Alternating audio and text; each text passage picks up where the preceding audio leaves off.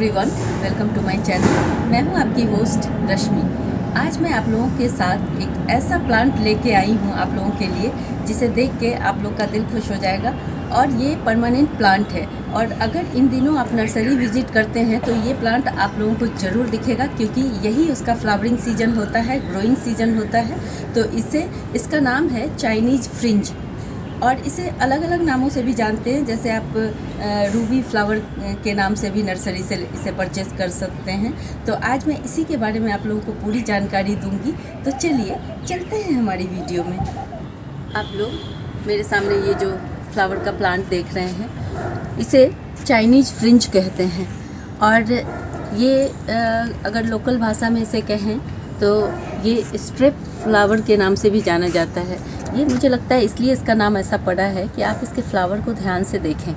ये कुछ अलग सा ही फ्लावर है। ऐसे फ्लावर आपको जनरली देखने को नहीं मिलेंगे। इसमें स्ट्रिप बने हुए हैं, जैसे हम लोग बचपन में पेपर के फूल बनाया करते थे पतले पतले काट के। मुझे ये कुछ उसी की याद दिलाता है। और मुझे भी बहुत दिन से ये प्लांट चाहिए था, लेकिन ये मेरा 1.5 साल पुराना प्लांट है। कभी मैं नर्सरी जा रही थी तो मैंने देखा एक छोटा सा प्लांट, इसमें ये फूल खिले हुए थे, बस एक ही डंडी इसमें थी पतली सी।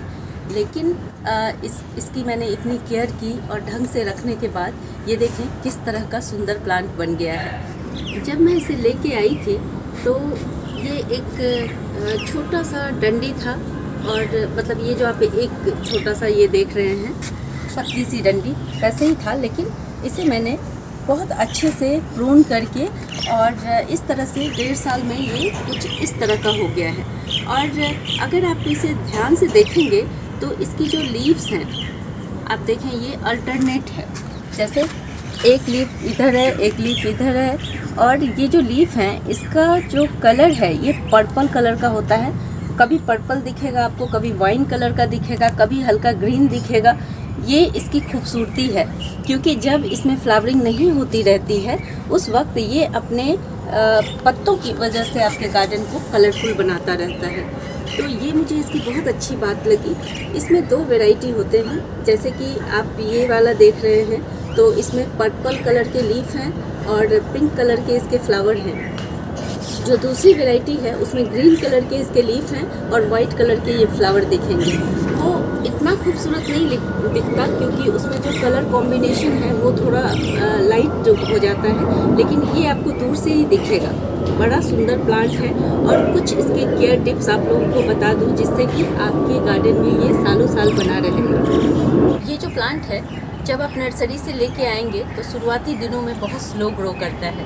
तो बहुत सारे जो गार्डनर हैं जिनको नहीं पता है वो इरिटेट भी हो सकते हैं, क्योंकि लगातार लंबे समय तक एक ही सिचुएशन में रहना तो उन्हें लगता है कि हमारा प्लांट शायद हमारे क्लाइमेट को सूट नहीं, हमारा क्लाइमेट इसे सूट नहीं कर रहा है, लेकिन ऐसा नहीं है। इसीलिए मैं आप लोगों को ये जानकारी दे रही हूँ कि घबराने की कोई ज़रूरत नहीं है।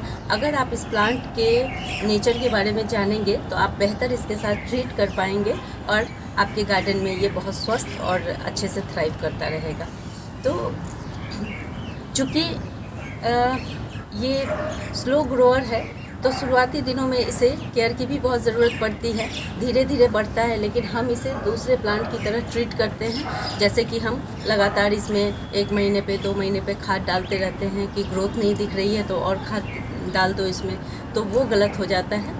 और दूसरा, जब प्लांट छोटा होता है तो उसके पानी की जो रिक्वायरमेंट है उसका ध्यान रखना भी ज़रूरी होता है। वैसे ये प्लांट हार्डी होते हैं, लेकिन हार्डी तब होते हैं जब ये स्टेबल हो जाते हैं, इनकी टहनियाँ मोटी हो जाती हैं। उसके बाद ये थोड़े बहुत ड्राउट भी टॉलरेट कर लेते हैं, थोड़ा बहुत ये ओवर वाटरिंग भी टॉलरेट कर लेते हैं। लेकिन जब ये छोटे होते हैं तब आपको केयर करने की बहुत ज़रूरत होती है। इस प्लांट की एक और ख़ासियत है कि आप इसे हेज की तरह भी इस्तेमाल कर सकते हैं। जैसे बॉर्डर की तरह आप अपने आसपास क्यारियों में लगा दें तो ये बहुत सुंदर दिखते हैं। और बोनसाई जो लोग बोनसाई के बहुत शौकीन हैं वो इनका बोनसाई भी बना सकते हैं। इसके अलावा आप इसे उस स्टाइल में भी रख सकते हैं, जैसे कि इसे गोल कट करके भी रख सकते हैं, तो बहुत बढ़िया दिखता है। और सबसे पहली बात आप लोगों के मन में आता होगा कि इसका प्रोपोगेशन कैसे किया जाए, क्योंकि ज़रूरी नहीं है कि ये नर्सरी में अवेलेबल हो। तो अगर आप किसी के यहाँ ये प्लांट देखते हैं तो आप मॉनसून के टाइम इसे ट्राई कर सकते हैं, इसकी कटिंग को।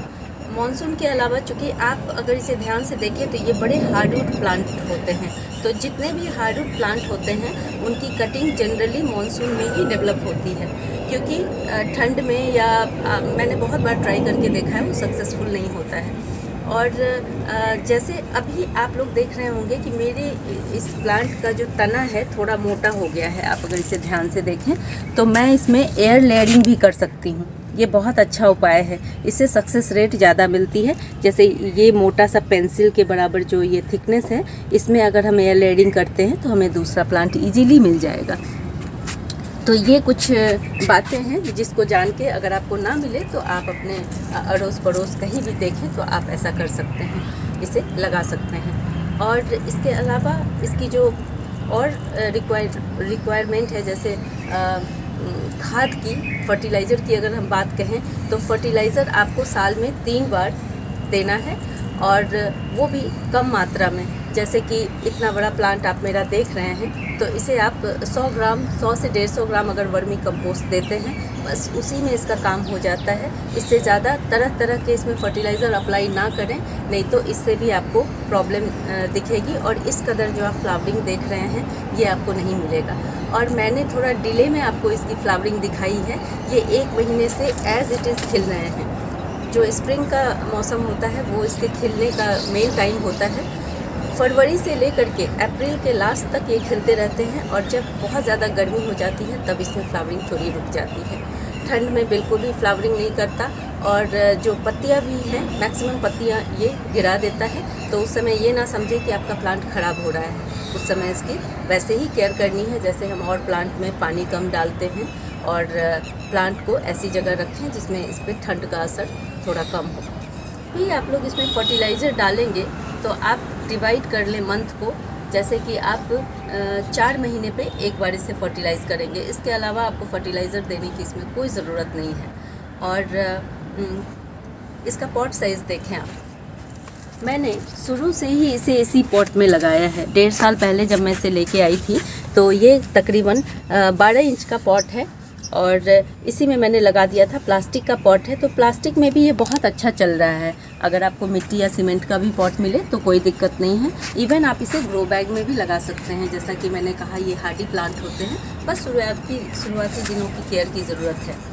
और सनलाइट की जहाँ तक बात है तो इसे फुल सन में रखें।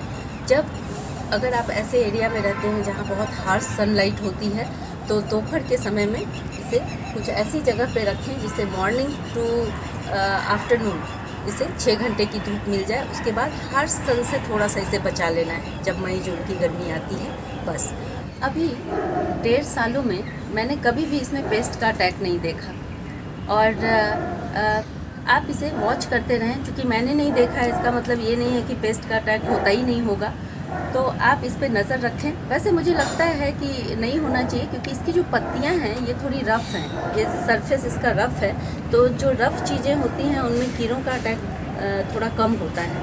तो मुझे लगता है कि जिस वक्त इसमें नई नई लीव्स निकलनी शुरू होती हैं, जब वो अपने सॉफ्ट कंडीशन में होते होंगे, उसी वक्त थोड़ा बहुत पेस्ट का अटैक होता है। अदरवाइज़ मुझे लगता है कि इस प्लांट में ऐसी कोई भी दिक्कत नहीं होती है। और हाँ, एक चीज़ बहुत इम्पॉर्टेंट है इसमें, वाटरिंग का। आपको कैसे वाटरिंग करनी है, तो जब शुरुआत के दिनों में जब ये प्लांट छोटा रहता है तब आप इसमें इसको ध्यान से देखते रहें कि इसमें मॉइस्चर मेंटेन रहे। क्योंकि ये प्लांट वैसे तो ड्राउट टॉलरेंट होते हैं, लेकिन जब ये बड़े हो जाते हैं तब, तो शुरुआत के दिनों में आपको हमेशा इसकी मिट्टी हल्की सी मॉइस्ट होनी चाहिए। इस बात का आप ध्यान रखेंगे। मैंने इसके बारे में बहुत पढ़ा था, उसके बाद ही मैं इस प्लांट को इतने बेहतर ढंग से इसको इस तरह फ्लावरिंग करने लगा। तो ये बहुत अच्छे कंडीशन में थ्रू आउट रहा है। तो आप भी थोड़े इसके बारे में नॉलेज रखें, तब आप देखेंगे कि ये प्लांट, और एक बार अगर ये इस मैच्योरिटी में पहुंच जाता है, इतना हार्डी आपको दिखने लगे, तब आपको कोई खास बहुत ज़्यादा ध्यान देने की ज़रूरत नहीं है। एक चीज़ आप लोग इसमें देखें कि ये कैसे बढ़ता है। ये इस तरह से बढ़ता है, हॉरिजॉन्टली बढ़ता है, और इसको प्रूनिंग की भी ज़रूरत पड़ती है। तो प्रून हम कब करेंगे? जब इसमें फ्लावरिंग ख़त्म हो जाए। मतलब मैंने आप लोगों को बताया कि ये स्प्रिंग से फरवरी से अप्रैल तक फ्लावरिंग करता है। तो अप्रैल में जब इसके फ्लावर पूरी तरह से ख़त्म हो जाए, तब आपको इसे शेप में ले आना है, नहीं तो ये इधर उधर बढ़ते रहेंगे, फिर अच्छे नहीं दिखेंगे। तो इस बात का ध्यान रखें, प्रूनिंग का टाइमिंग बिल्कुल सही होना चाहिए, तभी आपको फ्लावरिंग मिलेगी। अगर आप लोगों को मेरी ये वीडियो पसंद आती है तो प्लीज़ इसे लाइक, शेयर एंड सब्सक्राइब करना ना भूलें। बेल बटन को ज़रूर दबाएं। Live nature, love nature. Thank you.